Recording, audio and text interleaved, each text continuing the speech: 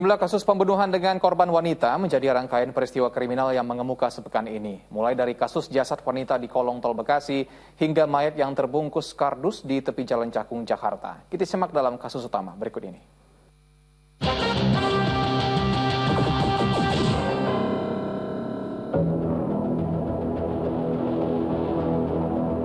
Rangkaian kasus pembunuhan yang menyasar wanita sebagai korbannya mengemuka sepekan terakhir. Jenazah seorang wanita ditemukan dalam keadaan setengah terkubur di sebelah kolong tol Jatikarya, Kota Bekasi, Jawa Barat. Kemudian diketahui korban bernama Rizky Sukma, seorang terapis. Kepada keluarga, sebelumnya ia pamit menemui calon pelanggan yang memesan jasa pijat dan bekam. Beberapa hari kemudian, tersangka pembunuhnya ditangkap aparat Polda Metro Jaya. Sang tersangka ternyata juga terapis, rekan kerja korban. Korban yang menolak nafsu asmara tersangka diakui jadi motif pembunuhan.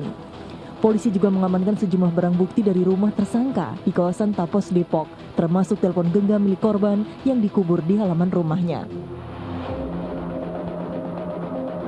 Sementara di Jawa Timur, dengan penyerahan diri seorang pemuda ke markas Polres Pacitan, membuat misteri tewasnya seorang wanita yang jasadnya ditemukan di pantai Patokowang terkuak. Cemburu dan kesal lantaran cintanya tak berbalas, pria yang juga saudara angkat korban nekat menghabisi orang yang dicintainya itu dengan batu hingga tewas.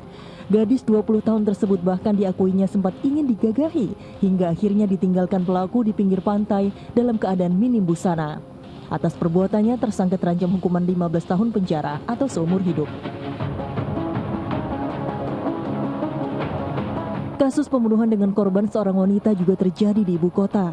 Jasad wanita bernama Maroah, terbungkus kardus, ditemukan di pinggir jalan kawasan Cakung, Jakarta Timur Selasa lalu oleh petugas kebersihan.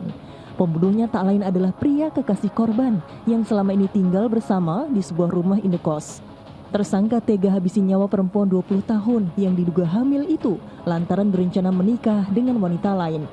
Tersangka kini harus mendekam di tahanan Polda Metro Jaya dan terancam hukuman 20 tahun penjara. Jika kasus-kasus sebelumnya menempatkan wanita sebagai korban, lain lagi dengan di Tangerang berikut ini. Mary, seorang dokter muda berusia 30 tahun, tega membakar bengkel motor di ruko yang juga ditempati oleh Leonardi sang kekasih serta keluarganya, hingga membuat 3 orang penghuni tewas. Para korban adalah sang kekasih, berikut kedua orang tuanya. Sementara 2 orang adik korban berhasil menyelamatkan diri. Motif pembakaran dipicu hubungan asmara yang tidak direstui orang tua korban. Tersangka mengaku tak dapat mengendalikan amarah, terlebih sudah dalam kondisi hamil. Atas perbuatannya, tersangka dijerat pasal berlapis tentang pembunuhan berencana dengan ancaman 20 tahun penjara.